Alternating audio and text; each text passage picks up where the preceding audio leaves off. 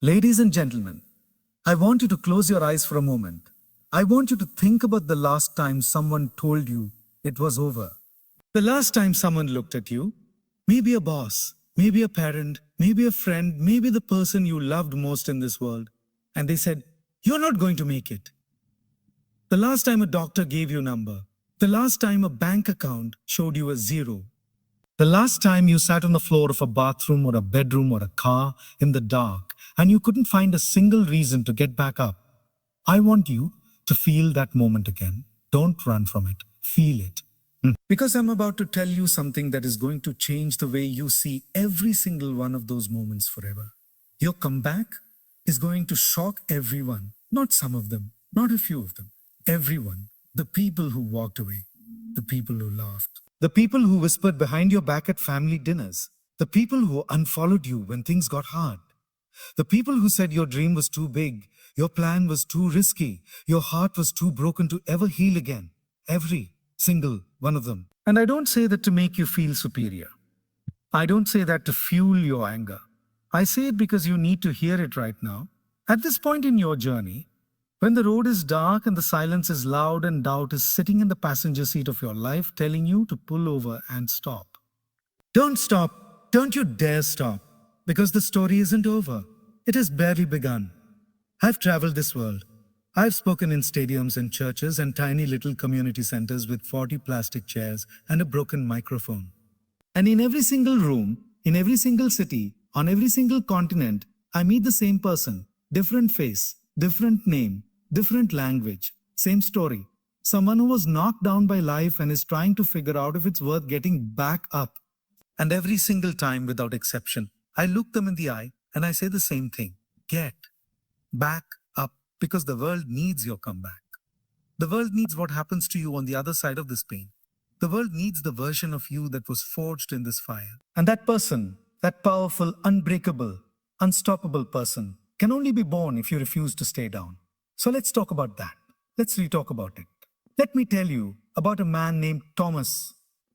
Thomas grew up in a small town in the Midwest, the kind of town where everybody knows your business and nobody expects you to leave. His father worked at a factory. His mother worked 2 jobs. They were good people, hardworking people who loved their son with everything they had. But they were afraid of risk, afraid of dreaming too big.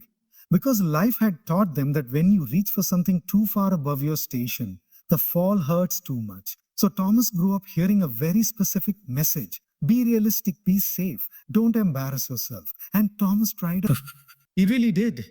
He went to a local college, got a degree in accounting, got a job at a firm, married a woman he thought he loved, bought a house with a beige carpet, and sat at a desk for 9 years doing work that made his soul feel like it was slowly suffocating.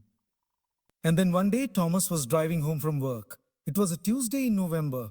The sky was grey. The radio was playing some song he didn't care about. And Thomas realized something that cracked him wide open. He couldn't remember the last time he felt alive. Not excited, not joyful. Not excited, not joyful. Not even okay, just alive. And he pulled over to the side of the road. And he sat there. And he cried. Not a little cry. Not a quiet tear. He sobbed like a child. Because in that moment, he realized he had been living someone else's life.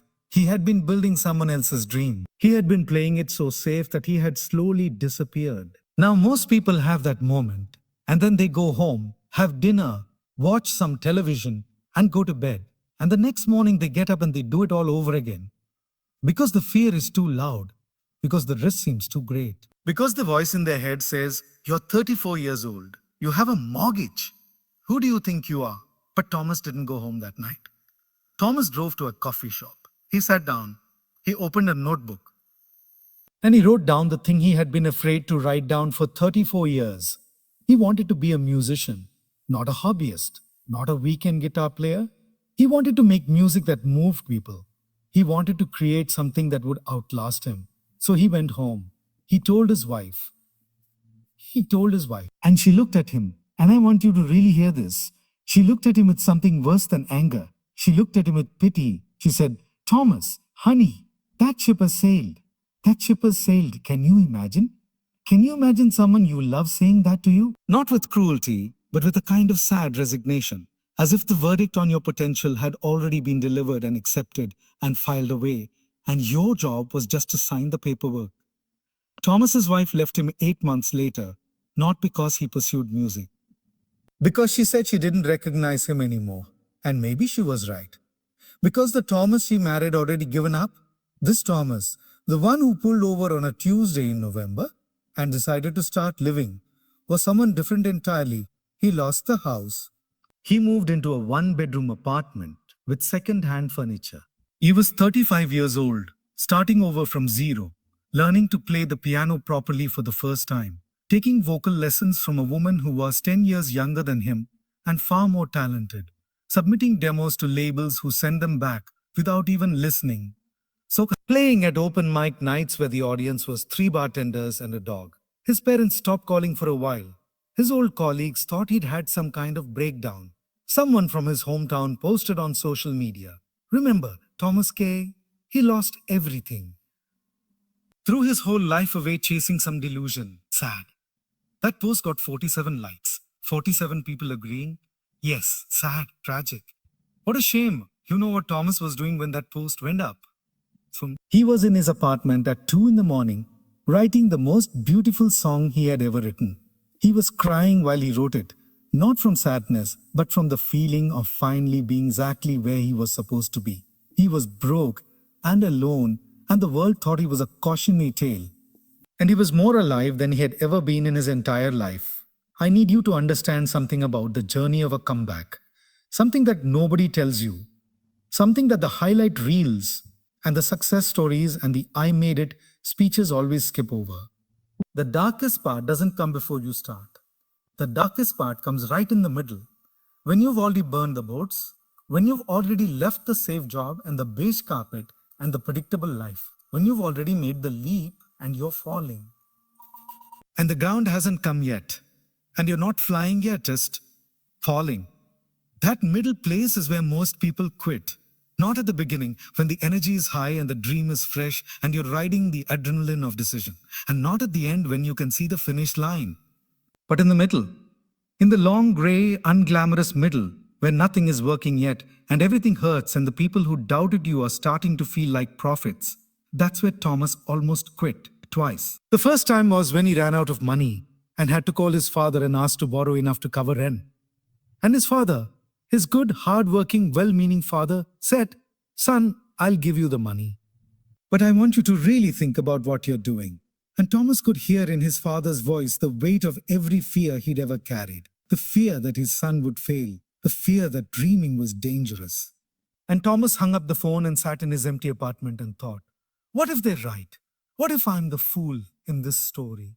The second time was after he played a showcase for a small independent label, the best performance of his life, and the A&R guy, who was maybe 26 years old with a lanyard and a clipboard, said, "Thanks for coming in. We'll be in touch," and never called. The silence after that was deafening, but something happened in Thomas in both of those moments, something that I want you to hold on to. Something that I believe with every fiber of my being is the actual difference between the people who make it and the people who don't. He got angry. Not at his father, not at the label, not at his ex-wife, not at the 47 people who liked that post. He got angry at the version of himself that was considering giving up. He looked in the mirror. And I know this sounds dramatic, but this is exactly what he told me. Sitting across a table from me with a cup of coffee going cold between his hands, he looked in the mirror and he said out loud, "You are not going to let this moment define you. This moment is not your ending. This moment is your material. This moment is your material." I want to stop right here and I want you to write that down somewhere. I want you to tattoo it on your brain. Because it is one of the most important things I have ever heard a human being say. Every single thing that is hard right now, every rejection, every failure, every loss, every setback, every sleepless night, every person who walked away, every door that closed, is material. It is the raw substance from which your comeback will be built. It is not evidence that you are failing. It is not proof that you were wrong to try. It is the fire that is forging the person you are becoming. You cannot become great in comfort. You cannot build resilience without resistance. You cannot know your own strength until something enormous tries to break you. And I know, that is very easy to say from a stage with a microphone. I know it sounds like a poster on a wall. I know that when you are in the middle of the pain, you don't philosophy. You want relief. You want someone to tell you it's going to be okay in a way that you can actually believe. So let me tell you this instead. I have sat with people who have lost children. I have spoken to men and women who rebuild their lives after prison. I have watched entrepreneurs crawl out of bankruptcy with nothing but an idea and a refusal to accept the final verdict. I have met mothers who were told their children would never walk, who watched those same children run. I have looked into the eyes of people who survived things that would make your knees buckle. Violence, addiction, betrayal, grief so profound it rewires your entire nervous system. And not one of them, not a single one, ever told me it was the comfortable years that made them who they are. Every single one of them pointed to the breaking point. Every single one of them described a moment when they were shattered. And in that shattering, something ancient and indestructible in them was revealed. That thing is in you too. You might not feel it right now. In fact, if you're in the middle of a hard season, you almost certainly don't feel it. It's buried under the weight of everything that's gone wrong. It's muffled by the noise of other people's opinions. It's been quieted by years of being told to be realistic, to be practical, to stop dreaming so loudly. But it's there. It's in you right now, listening to these words and feeling something stir. That's stirring. That's your comeback beginning. Now I want to talk about something that we don't discuss enough in these conversations about resilience and triumph. We talk a lot about the destination. We talk about the success story, the transformation, the moment of arrival. We post the before and after pictures. We love the montage. With pictures, we love the montage. But we don't talk enough about the cost. Real comebacks cost something. They require a kind of surrender that is deeply uncomfortable. Because before you can rise, you have to be willing to let certain things die. You have to let the old story die. The story where you are defined by what happened to you. The story where your past is your ceiling. The story where the people who hurt you have permanent authority over your sense of worth. The story where failure is a verdict rather than a lesson. The story where you needed everything to go right in order to become who you were supposed to be. That story has to die. And here is the thing about letting a story die. It grieves like a person. It fights back. It has a voice. And that voice will sound very reasonable. It will say things like, but don't you remember what they did to you? Don't you remember how hard you tried and how badly it went? Don't you remember how embarrassed you were? Don't you remember how much it hurt? Yes, I remember. Of course I remember all of it. Every scar has a story and every story deserves to be honored. But here is what I've learned about pain. There is a difference between honoring your pain and being held hostage by it. You can acknowledge what you've been through without letting it become your permanent address. You can recognize that you were treated unfairly without spending the rest of your life as a victim of that injustice. You can carry your scars with dignity without letting them write the next chapter. Because here's the truth, and this is one of the most counterintuitive things I will say today, and I need you to really sit with it. The people who hurt you, the circumstances that broke you, the failures that humiliated you, they don't get to decide what comes next. Only you get to decide what comes next. Only you. And that is terrifying and liberating in equal measure. I want to tell you about a woman named Maria. Maria came to one of my workshops 4 years ago. She sat in the back row. She had her arms folded across her chest. She had the look of someone who had been dragged there by a well-meaning friend and was fully prepared to be unimpressed. After the session, she came up to me and she said something I will never forget. She said, I appreciate what you're saying. I appreciate what you're saying, but you don't know my situation. I said, tell me. She had been a successful business owner, a restaurant, her family's recipe, her grandmother's love poured into every dish. She had built it over 7 years from a food cart to a full restaurant with 23 employees. She had been featured in a local magazine. She had regulars who came in for the same table every Saturday night. And then it burned down. An electrical fire. 3 in the morning. Nobody was hurt. But everything she had built, physically, financially, emotionally, was ash. The insurance company found a technicality. They paid out less than 20% of what she needed to rebuild. Her business partner panicked, dissolved the partnership, and took what little was left. Her landlord, sensing an opportunity, declined to renew her lease. In 6 months, she went from thriving business owner to unemployed, in debt, and living with her sister. She said to me, I tried everything they tell you to try. I worked hard. I worked hard. I was honest. I loved what I did.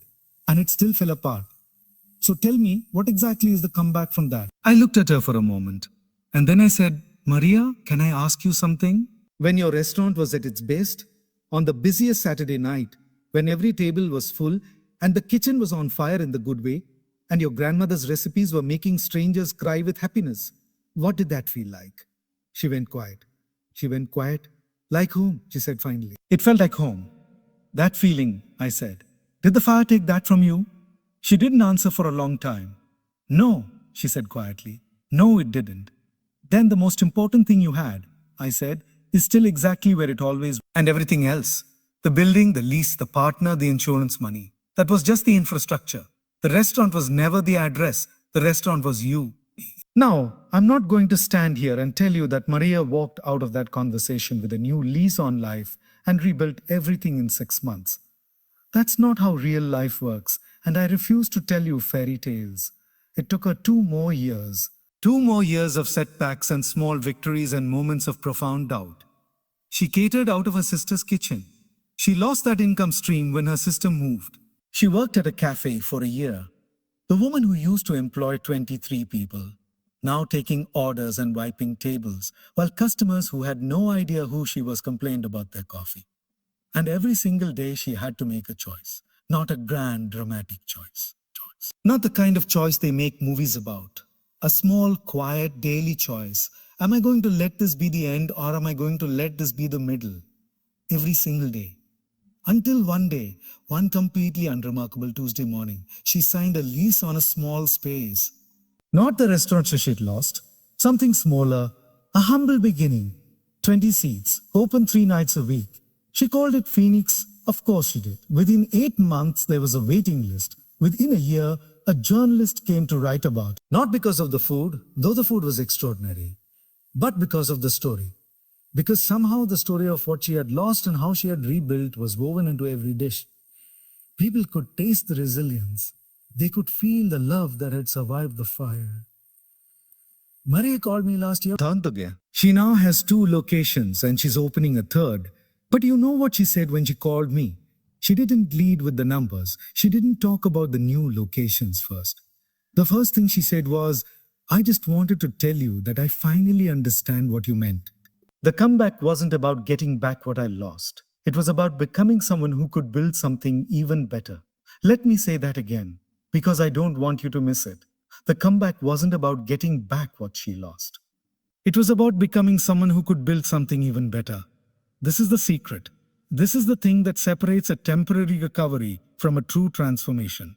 A comeback is not about restoration. It is not about returning to who you were before the pain. Because who you were before the pain was someone who hadn't yet been through the fire. A real comeback is about evolution. It's about emerging from the hardest chapter of your story as someone fundamentally different. Wiser, deeper, stronger, more compassionate, more purposeful than the person who entered it. And here is the beautiful poetic truth about that process. The people who watched you fall cannot recognize the person who rises. That's why your comeback is going to shock everyone. Because they last saw you at the bottom. They filed their verdict based on the lowest point of your story. They wrote their review based on your worst chapter.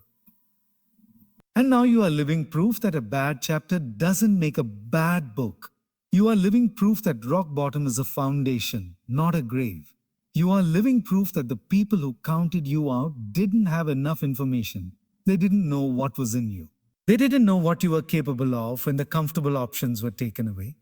They didn't know that the very thing designed to break you would be the thing that finally set you free. They didn't know that in your darkest hour, something ancient and powerful in you would finally wake up. But you're starting to know it now, aren't you? I can feel it. I want to talk about something practical for a moment because I believe in giving you more than inspiration. Inspiration fades, insight endures. So let's talk about the actual mechanics of a comeback. What does it look like on the ground level? What do you actually do when you've decided to rise? The first thing, and this may surprise you, is grief. Before you rebuild, you have to grieve properly. You have to sit in the wreckage long enough to honor what was lost without being buried by it. This is not weakness, this is wisdom. People who skip the grief process are people who try to build new structures on unprocessed rubble. And unprocessed rubble shifts. And things built on shifting ground. So if you've lost something real, a relationship, a career, a dream, a person you loved, a version of yourself you were proud of, let yourself grieve it. Give it the dignity of your tears. Give it the respect of your mourning. And this is the key. Make a conscious, deliberate decision to pick up and move. Not because the pain is gone. It may never be entirely gone. But because you have chosen life over grief. You have chosen forward over frozen. The second thing is clarity. Most people try to rebuild exactly what they lost. Same relationship, different person. Same job, different company. Same dream, same approach. And they wonder why they keep arriving at the same outcomes. A real comeback requires you to ask harder questions. Not just, how do I get back what I had? But to what do I actually want? What matters most deeply to me? What have I learned about myself in this hard season that I need to honor as I build what comes next? Clarity is painful. Because sometimes it reveals that the thing you're fighting to get back isn't actually wanted. It's just familiar. And familiar can feel like home even when it isn't. Get honest about what you're building toward, not what you're running away from. Not what you're trying to prove. Not what would shock the people who doubted you. What do you actually want your life to look like and feel like? Because here is the danger of building your comeback for an audience. You can spend years crafting a story for other people's consumption. The revenge narrative, the look at me now arc, and arrive at exactly the destination you were aiming for and feel absolutely hollow. Your comeback is for you. It is for the people who love you.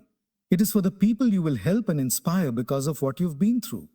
It is not for the 47 people who liked a post saying you were sad. The third thing is momentum over perfection. One of the things that keeps people frozen at the beginning of a rebuild is the belief that they need to have everything figured out before they can start. They need the perfect plan. They need all the resources. They need to feel confident. They need to feel ready. Let me tell you something. Confidence doesn't precede action. Confidence is produced by action.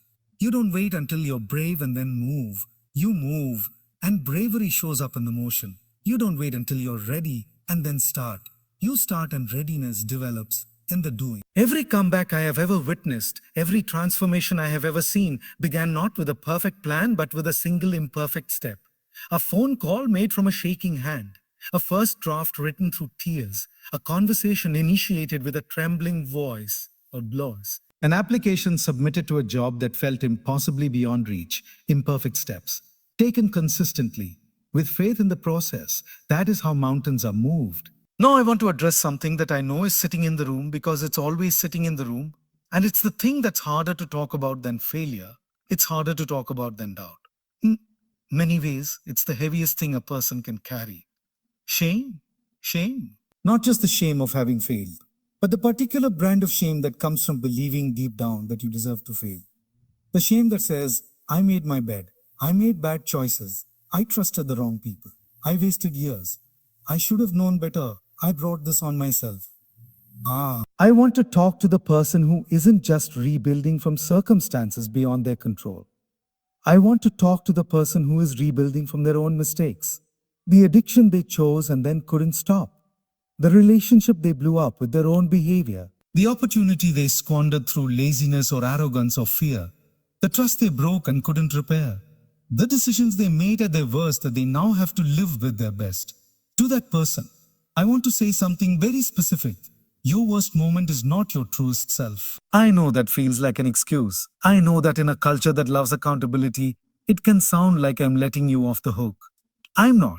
Accountability matters. Ownership matters. Looking squarely at what you did and what it cost and not hiding from it. That matters enormously. But there is a crucial difference between accountability and condemnation. Accountability says, I did that. I own it. I will do better. Condemnation says, I did that. Therefore, I am irredeemable. Therefore, I don't deserve a second act. Condemnation is a lie. And it's a particularly seductive lie because it wears the mask of honesty. It feels like truth telling. It feels like you're just being realistic about who you are. But it's not realism. It is the most dangerous kind of fiction because it masquerades as fact. Here is the actual fact. Here is the actual fact. Human beings are not static. We are not fixed at our lowest points. We are not the sum of our worst decisions. We are at the most fundamental level beings with the capacity for change, for growth, for redemption. The question is never whether you deserve a comeback. The question is whether you are willing to do the work that a comeback requires. And that work, for someone rebuilding from their own failures, includes an extra layer that is brutal and beautiful in equal measure. It includes becoming someone who would not make those choices again, not through willpower alone, but through genuine transformation, through understanding the root of the behavior, through building new structures, through radical honesty with yourself and, where appropriate, with the people you hurt. That work is not easy. It is the hardest work there is. But on the other side of it is something extraordinary. On the other side of it is a person who knows, not theoretically, not philosophically, but viscerally, in their bones, what it costs to become who they are.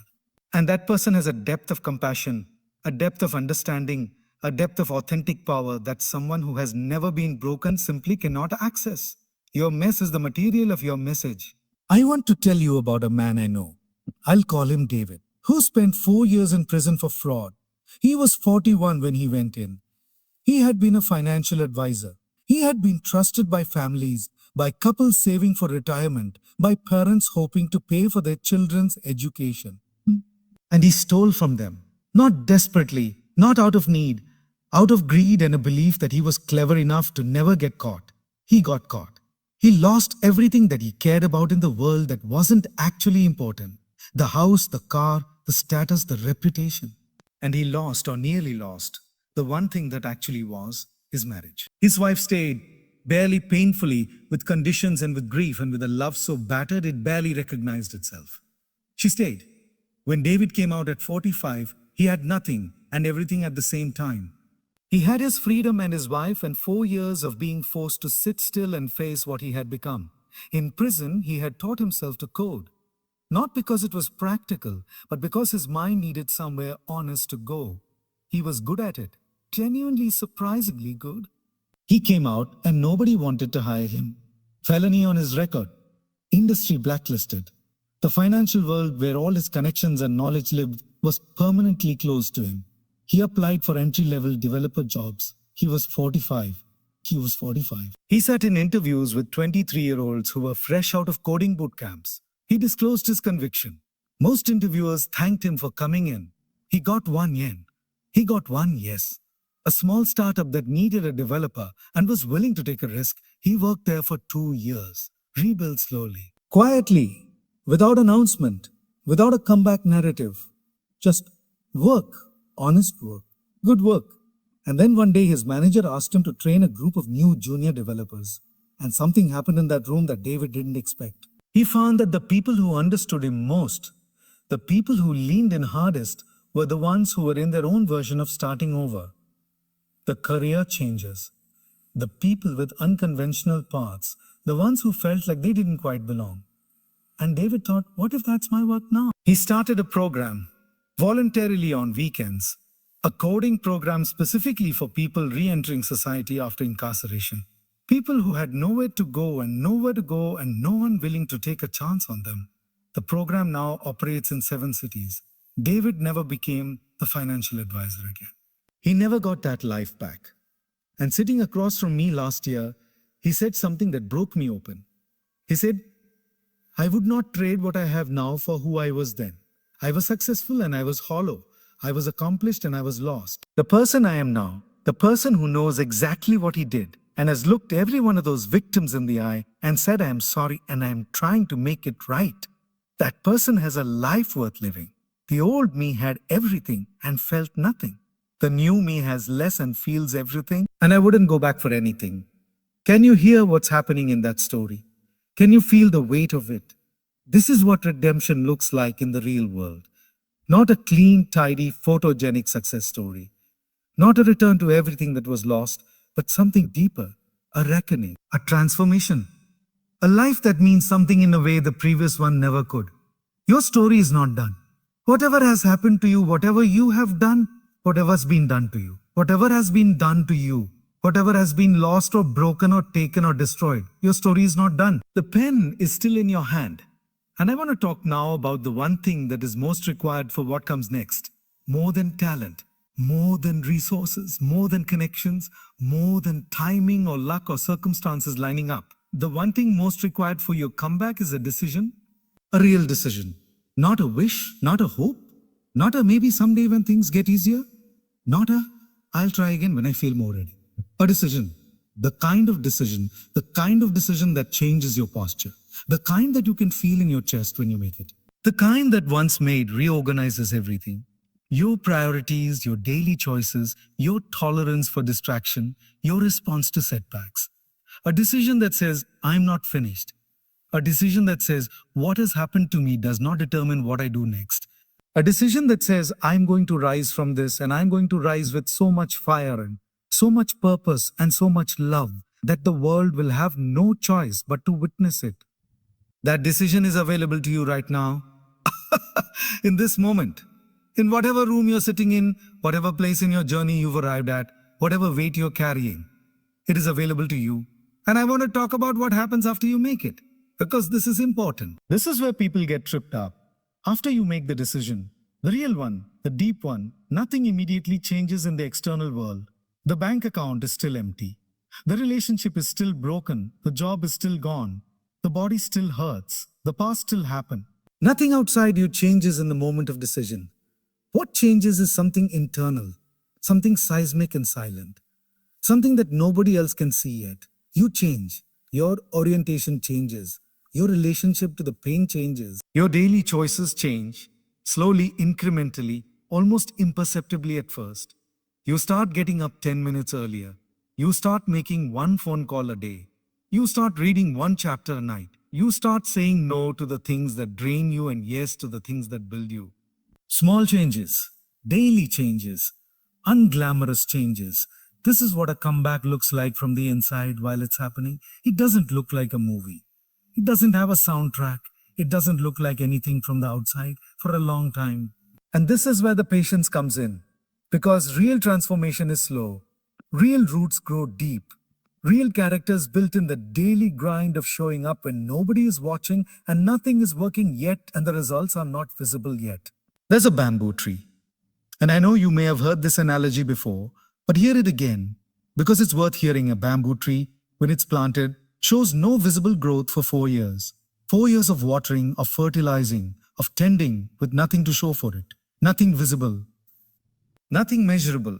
And then in the 5th year, it grows 90 feet in 60 days. 90 feet in 60 days.